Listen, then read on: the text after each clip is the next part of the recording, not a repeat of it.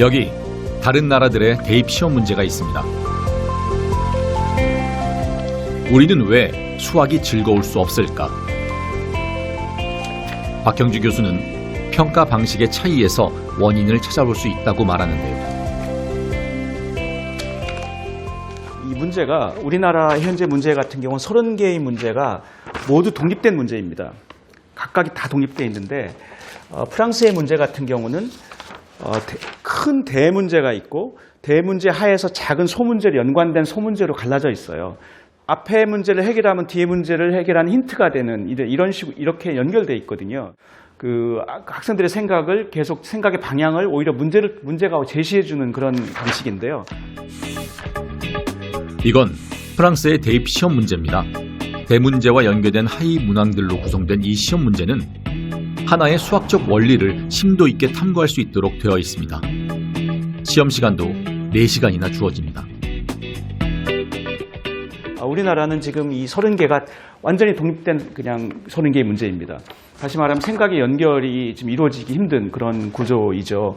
항상 연습을 할 때 스탑워치를 놓고 제 시간 안에 풀어야 되는. 그러니까 학생들이 나 이 문제는 아는데 시간이 없어서 못 풀었어 하는 그런 좌절감을 겪게 합니다. 수학을 심지어 재능 있는 학생조차도 수학이 공포스러울 수밖에 없습니다.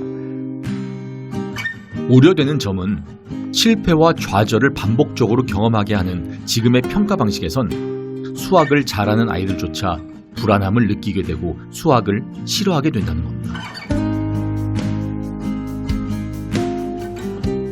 입시의 중요성이 다른 유럽이나 미국에 비해서 상대적으로 훨씬 높다 보니 이런 서술형 도입이 굉장히 지금 어려운 상황인데요. 평가 방식이 바뀌지 않으면 교육 방식이 바뀌기 힘듭니다. 우리나라 전국의 학생들을 일렬로 줄 세우는 그런 입시 방식에서는 변별력이 중요할 수밖에 없고 지금과 같이 약간 기형적인 그런 입시가 이제 생기는 것인데요. 평가에서 과연 변별력이 이게 평가의 가장 중요한 목적인가에 대해서 우리가 한 번은 의심해 봐야 될 것 같고 그리고 좀 더 내려온다면 그런 큰 틀을 바꾸기 힘들더라도 일단 작은 변화부터 시작하자.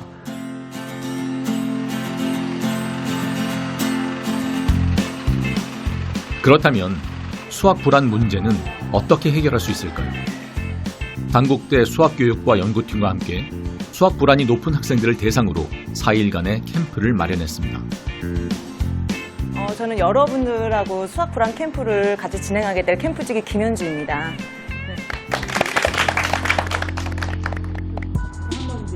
본격적인 시작에 앞서 아이들이 언제, 무엇 때문에 불안을 느끼는지 써보도록 했습니다. 아이들 스스로 자신의 불안에 대해 돌아볼 수 있도록 하는 겁니다.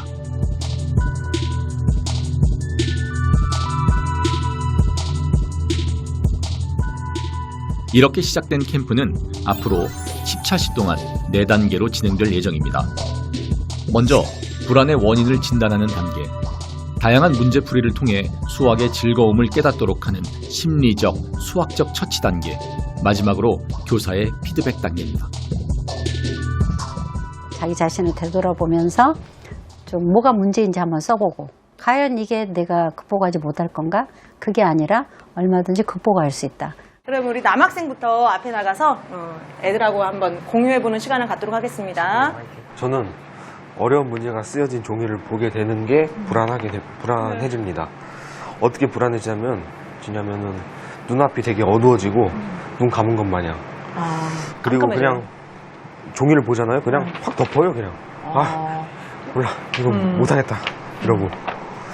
그때 중학교 때는 딱히 시간에 쫓기는 그런 느낌을 잘 몰랐는데 고등학교 들어와서 바로 첫 시험 갔는데 이게 시간이 너무 없는 거예요. 그래서 그때 처음으로 그런 느낌을 받아서 그때 진짜 너무 되게 두렵다고 불안했다고 해야 되나 그랬고 그때 느낌은 빨리 도망가고 싶은 느낌이었고요.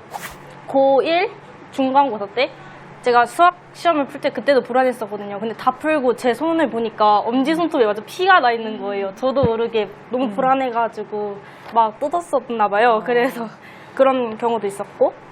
어떻게 불안하냐면 일단 심장 박동수가 빨라지는 게 느껴지고 이제 손에 이제 땀도 막 나고 딱 문제를 보자마자 이거 못 풀 거라는 문제를 바로 직감할 수 있잖아요. 그럴 때 되게 앞이 깜깜하고 당황하고 손에 땀이 나기보다는 손이 달달달 떨려서 글씨를 못 써요. 근데 너무 당황하고 떨려서 울었어요. 수학 불안은 누구나 겪을 수 있다는 걸 공감하게 된 아이들. 이제 그동안 두려워했던 수학 문제를 함께 풀어보기로 했습니다. 얘들아, 짝이랑 짝꿍, 앞뒤 뭐 해갖고 다 질문하고 서로 도움 주고받으셔도 되세요. 이번 캠프에서는 평소 문제집에선 볼 수 없었던 특별한 문제가 등장했습니다.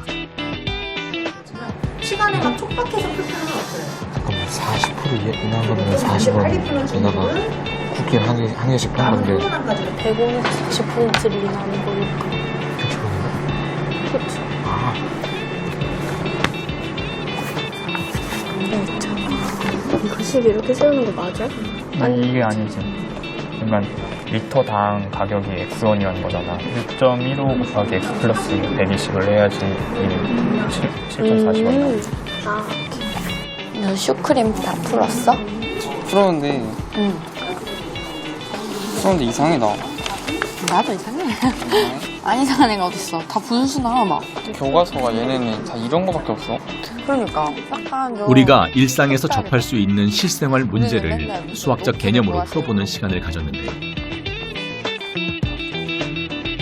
이를 통해 수학을 왜 배워야 하는지 학습 동기를 부여하고 흥미를 높이도록 한 겁니다. 모르는 문제를 서로 상의하며 수학에 대한 긴장감을 떨쳐내는 아이들. 10대 15는 390대 X인 거잖아. 원래 이게 정비례잖아. 근데 그럼 얘를 앞뒤를 바꿔주는 거야. 얘를 봐. 다 방법이 있는 거 같아. 원래 다. 맞아. 다 그런 공식이 있어. 사실 그 전에 풀던 문제들은 다 무슨 생전 처음 보는 그런 느낌의 문제였단 말이에요. 사실 일상에 쓸모가 없잖아요.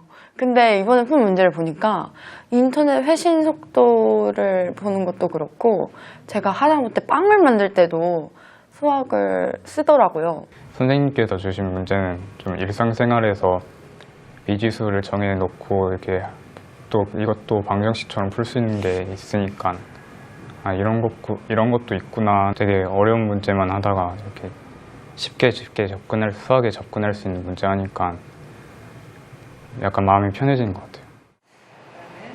아이들의 활동에는 반드시 피드백이 뒤따릅니다. 문제를 푸는 방법보다는 아이들이 놓치고 있는 수학적 개념을 되짚어주는 시간을 가졌는데요. 3점의 평가 점수가 4점이니까 상품만 4.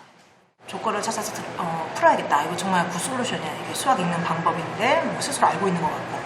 그다음에 식을 먼저 세우면서 수정하고 그림으로 그려보면서 푼다는 거는 이게 전문적 용어로 수학적 의사소통을 함양할 수 있는 방법이거든. 특히 피드백 단계에서는 아이들이 평소 인지하지 못했던 장점들을 짚어줌으로써 수학에 자신감을 되찾을 수 있도록 했습니다. 수학이 어려워요. 그거는 저도 어려웠기 때문에 저도 학창 시절 때 제가 지금 수학 교사를 하고 있지만 뭐 수학 너무 재밌어서 한 학생이 아니었기 때문에 아이들의 감정을 충분히 이해를 하는데요. 저는 이번 이런 경험을 통해서 조금 자신감을 좀 얻고 그렇잖아요. 수학 못한다고 해서 자신감이 떨어지는 건 말이 안 된다고 저는 생각을 하거든요. 근데 좀 자신감을 얻고 좀 수학이 어려운 걸 인정을 하되 우리가 그래도 삶을 살아가는 데 있어서 반드시 필요하다. 그러니까 학습 동기가 좀 강화가 됐으면 좋겠는데. 얘들아, 그럼 이제 발표 한번 해볼까요? 같이는 나오셔서 이거 1차원수 과제 발표해보실 팀. 네. 성민이하고 소윤이 팀. 오늘은 도형을 통해 함수의 원리를 이해해보는 색다른 문제가 등장했습니다.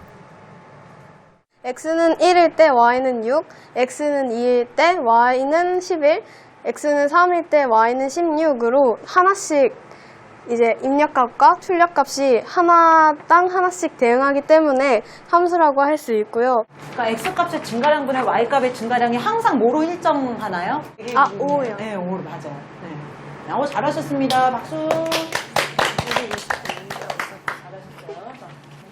아니면 나 이거 1차함수 과제나 다른 방법으로 설명하고 싶다? 와, 오늘 정훈이하고 아영이가 막 손 번쩍 들고 막 선생님 기분이 좋네요. 했잖아. 이 상태에서 그림 3을 보면 일단 이 두 개는 변하지가 않잖아요. 여기랑 서로 바뀐 게 보이시죠? 겉에가 한 줄씩 이렇게 늘어나요. 평소 내성적이던 정훈이와 아영이도 처음으로 적극적으로 나서봅니다. 네, 잘하셨습니다.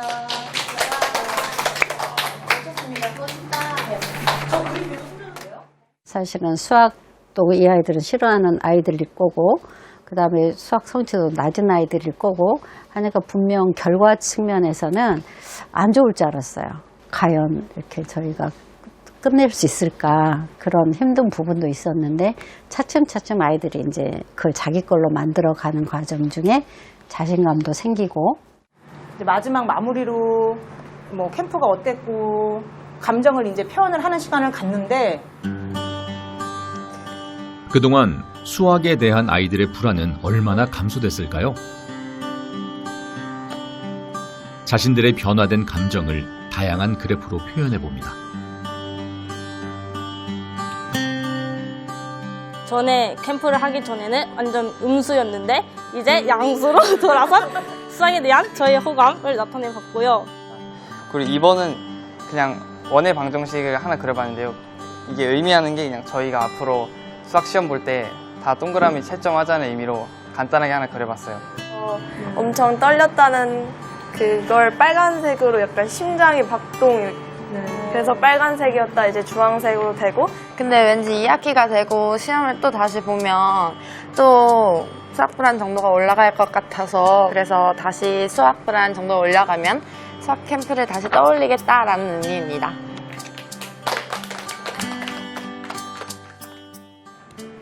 다시 일상에 돌아가서 학교 수학을 배워야 되고, 그다음에 이렇게 좀 여유롭게 풀 시간이 없을 것 같아서 그게 아쉬운 것 같아요. 수학은 원래 재미없는 과목이라고 많이들 생각하잖아요. 저도 분명 그랬는데 저는 오늘 활동하면서 처음으로 흥미라는 거를, 약간의 흥미를 좀 느꼈어요. 전 제가 사실 수학을 못한다고 생각을 했었고 수학이 굉장히 어렵다는 생각을 했었는데, 그거는 약간 제가 못한다고 생각을 하니까 더 어렵게 느껴졌던 것 같아요. 지금 문제를 풀어보니까 좀 오랜 시간을 들여서 한 문제에 집중적으로 고민을 해봤잖아요. 그러니까 제가 생각보다 문제를 많이 풀었고 거기에 대해서 자신감이 좀 생기니까 수학도 좀 좋아진 것 같아요. 아이들은 처음으로 자신만의 속도에 맞춰 충분히 생각해보고 수학에 대한 성취감도 맛봤습니다.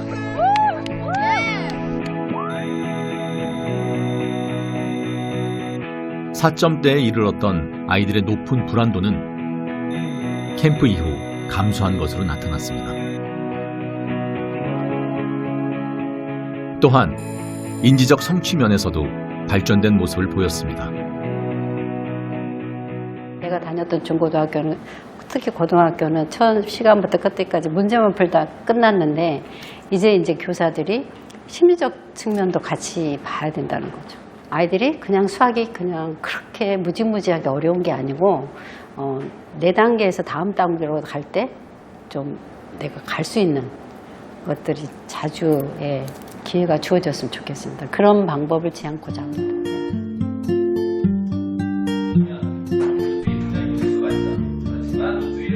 캠프가 끝나고 다시 아이들을 만났습니다.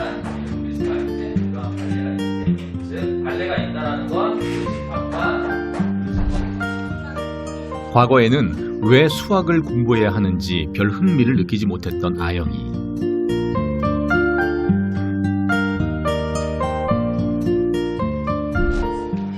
이제는 조금씩 수학의 재미를 느끼기 시작했습니다. 수업 시간에도 보다 적극적으로 참여하는 모습입니다.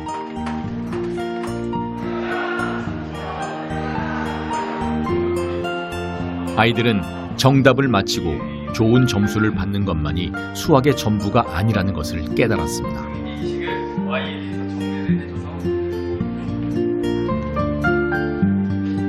뭔가 어려운 문제 같은 거 접했을 때는 지금 캠프를 하고 난 뒤로부터는 뭔가 부담감이 이제 좀 많이 없어진 것 같아요. 뭐 잘 안 풀려도 막 원래는 짜증 났는데 요즘에는 뭔가 수학을 접하는 태도가 약간 바뀐 것 같아요.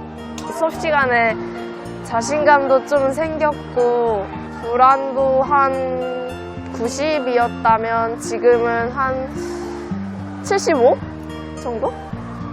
그래도 이제는 전보다는 내가 하면 할 수 있다는 그런 생각을 가지고 하기는 해요. 일단 내가 틀리더라도 끝까지 좀 해보고 틀려야겠다 해서 이제 집합 같은 걸 제가 되게 어려워하는데 좀 열심히 풀고 있어요.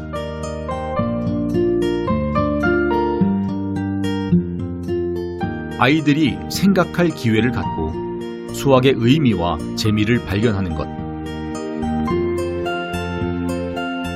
이제는 우리 그렇게 공부해야 하지 않을까요? 할 수 있다! 할 수 있다!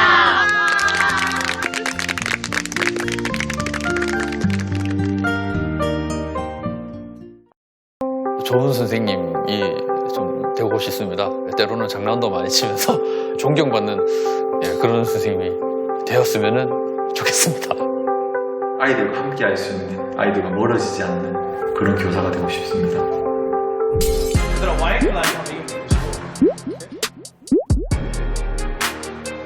그냥 그대로 계속 이렇게 했으면 좋겠습니다. 어쩔 수가 없죠. 너무 졸려서요.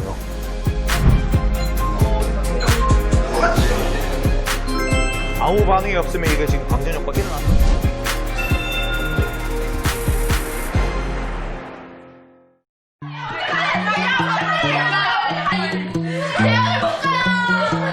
이게 지금 딱 할 게 없을 때 지금 오셔서 너무 정신 없으신 거 아니에요? 네, 살짝 없습니다.